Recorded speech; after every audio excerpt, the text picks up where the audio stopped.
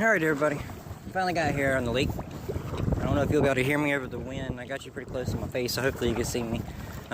Again, I'm using my phone. I don't know how well this is going to work out. I just kind of got my phone tucked into my life vest, safety first. Especially on these windy days, you know, I never go out on my kayak without a life vest. But we're coming up on a key area for me on this lake. And one of the reasons why it's a key area is because it kind of dumps into this mouth of a creek or a river kind of thing. And you actually have two places where it branches off. We have one straight off kind of to my right here, and there's another one off to my left where it goes back in the coast. The one off to the right goes on for a while. The one on the left ain't quite as long. You can paddle down and out without any problem. But then also over here to my right, we got a little indention on the side of the bank. I don't know if you can see it or not. And right now there's actually a crane over there feeding. That's always a good sign. You always want to look for birds of prey over on the banks feeding. That means there's bait fish, and where there's bait fish, there's big fish. Yeah, this is a real key area, and as we get deep down into it, this is some of the things I'm looking for. As we get a little deeper into it, I'm gonna show you how it kind of narrows out. The banks actually come together a little bit more, and it creates like a funnel.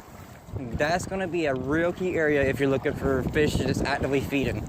A lot of times those bass will get into those channels or those funnel-like areas, and they're gonna wait for those bait fish to be pushed in by the current, and they're gonna sit there and feed. They're gonna be real active feeding. You'll get a lot of bites in there usually.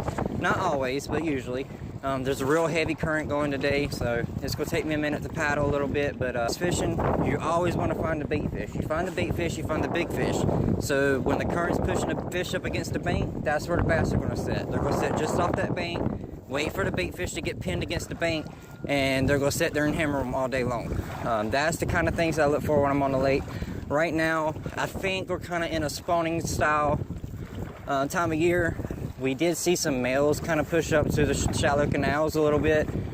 So that tells me that they were starting to bed. They did not really get a whole bunch of red tails though. So I'm not sure if they actually started to bed or not. The females did look like they were starting to push in. They were sitting at the edge of the canals, but never actually went down into the canals.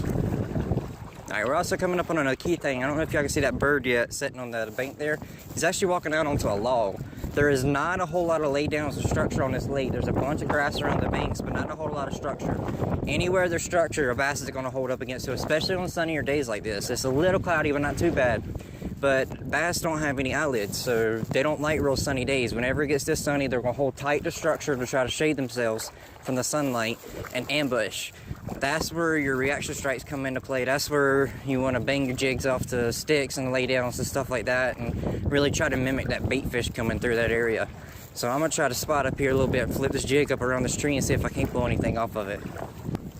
So this is a little heavier structure on this log. I am going to throw my Strike King Bitsy jig. That way my brush guard can kind of help me from getting stuck up a little bit. I'm not using real heavy line today. It's a real light jig. It's a 15-pound fluorocarbon, like I told you when I was setting up and showing you what my setup was for the kayak today. And basically what I'm going to do with my paddles here, they break in half. I'm going to put one of them on my paddle holder. I'm going to keep the other one with me because as you see right now, my kayak's turning. This way I have like a little hand paddle. I can reposition myself if I need to. I'm just going to simply take this and just slide it right beside my leg in the kayak. And you see the current really pushing up against that bank right there, so I'm going to try to hit that bank as well as this tree pretty good. Already we're floating away from it there, so I'm going to try to get a cast in real good quick.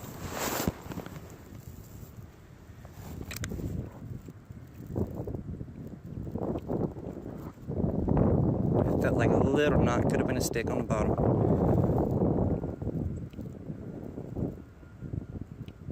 See if he comes back and grabs it.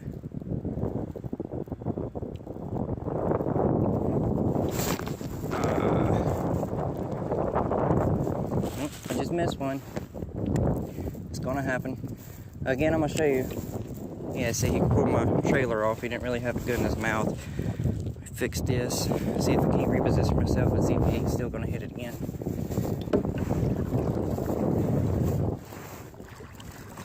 I may try to grab my search bait out and see if they'll hit that shad.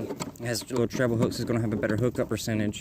I don't want to run that too close to the tree though. Again, open treble hooks is always going to get you caught up on any type of structure. especially if you're fishing a lipless. If you have a square bill, it's not quite as bad. That bill kind of acts like a deflectant, and it'll deflect away from any other structure that you're fishing against. Kind of keeps you from getting stuck up sometimes, if you know how to fish it. Remember, your square bills a lot of times will float. So if it seems like you're getting hung up, just give it a second, let it float up, and then start your retrieve again. Really fish the bait instead of just throwing it and retrieving it. Yep. You didn't come back for it. Again, if you miss one, it's okay. It's going to happen. Again, I don't claim to be a professional or anything like that, so you'll see me miss quite a few probably, but the more you do it, the better your hookup percentage will be. The more you get used to what you're feeling, the more you know what you're looking for, you know, your line jumps, that kind of thing, you can actually learn to tell the difference. Like I can tell the difference between like a little bluegill or perch hit and compared to a bass. It feels more like a machine gun hit compared to a hard knot a lot of times. Sometimes a bass will hit it and it just feels like you're kind of hooked to a wet sock or something. Just it's kind of heavy and mushy. And that's when I really want to kind of tighten up my line and see if I feel it move. If I feel it move, that's how I know it's a fish. If I don't feel it move, a lot of times chances are you're just kind of hung up and you want to try to not set the hook on that. If you set the hook, you're going to get it's going to be a lot worse. You're going to have a lot more to deal with. Alright, so I got a little bit deeper. I fished the tree a little bit more. Tried to throw a search bait out there, my lipless crankbait, and didn't really get any hits on it. So now I've moved on back to where this canal funnels in. If you can see that, we're going to fish this area as well. But if you notice, this current is pushing out towards me, and it's actually going up against this bank right behind me. And I see a couple of birds back in there feeding and just in the edge of the water. So I'm going to go down this canal and try to float down this canal. The current's not as bad in this canal. It's just a really short one, but I'm going to try to go down in here and fish this bank really well. The birds are feeding, and there's got to be some bait fish in there, so there's got to be at least 1 or 2 bass in there. So yeah, I'm going to turn this kayak around, kind of float a little bit, start hitting this point going into it, and work this left side of the bank. That's where the current's pushing up against, is this left side. So I always want to go to where the current's pushing up against it.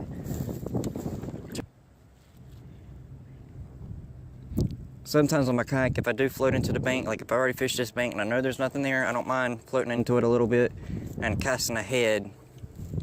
That way I'm stable on something and I know I'm not going to move around that much. Turn this a little bit. I'm going to fish this edge here, this bank line. Again, the current's kind of coming at a little bit of an angle up against it, so there might be a bass staged back. When I'm looking at a bank line like this, there's a lot of stick outs of grass and stuff, like grass points and everything. I'm going to hit those points, and I'm going to hit just on the other side of this point. So a lot of times the bass would like to stage up there. The wind kind of came in and pushed up our cloud cover, so it's not as clear as it was a little bit ago, but that's all right. The cloud cover might get the bite going a little bit better. It'll pull the bass up off of the banks. They're not going to stick as heavy to cover if it's a little cloudy. So we only got 1 bite so far on this jig. Could be the color. It's a little darker water. It's a little darker jig with a green pumpkin or a summer crawl trailer. So I would think that the chartreuse will show up pretty good. But if they don't hit this, I may go try a green pumpkin. They seem to really like the green pumpkin on this lake, even though it's dirtier. And if they're not hitting the green pumpkin, I may just switch to a black and blue, see if they'll do that. Or it could be the bait. They may not want something dragging along the bottom like this with the current going on. You know, I might throw a weightless worm. Like I said, I got a Nico rig tied on steel right now. But I've never fished a Nico rig, and I think the weight I'm using is a little too heavy for this lake. It's going to pick up a lot of trash on the bottom, so I may just go ahead and switch that out to one of those twist locks, owner hooks, and a weightless Texas rig worm, and let it have a subtle fall. They really eat that up out here.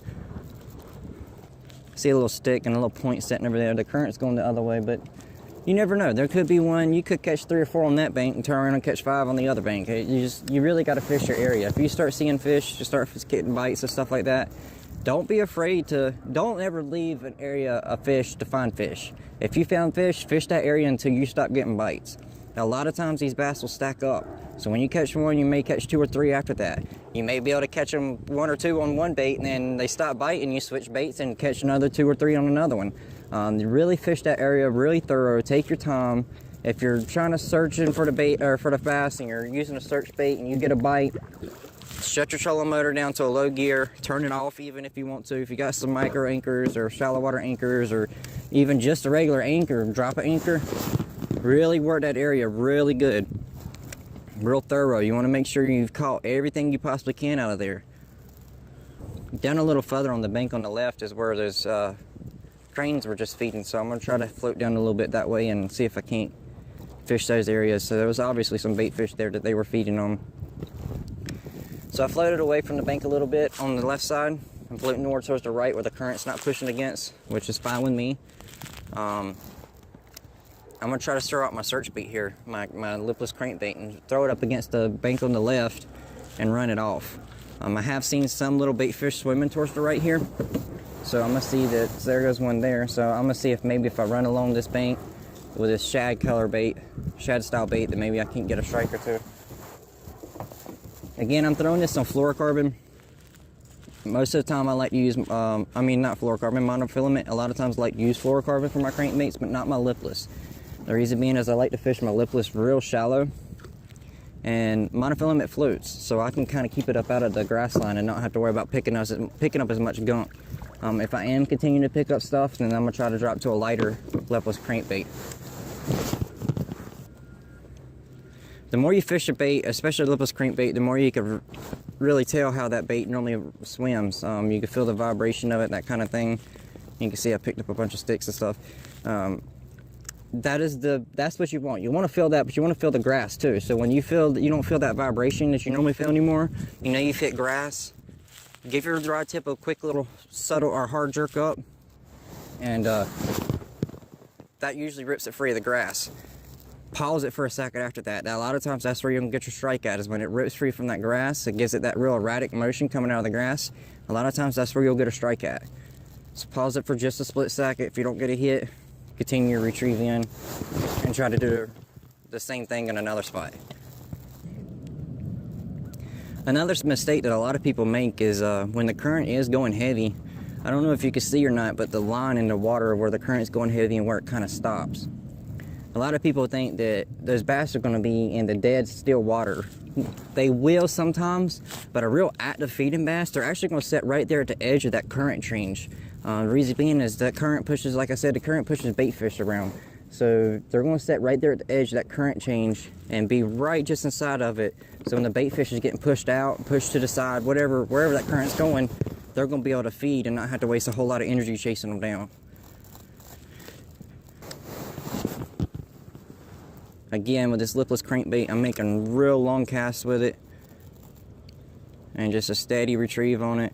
If I'm not getting a lot of hits, I'll pop my rod, try to give it a real erratic motion coming through the water, pop it a couple times, once, twice, pause it, reel, let it sink. You can even almost jig it. You can do what's called a yo-yo with it.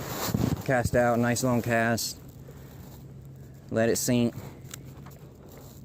and just kind of jig it, and it's going to flutter up and down, and a lot of times it'll look like a wounded bait fish, and they'll even hit that.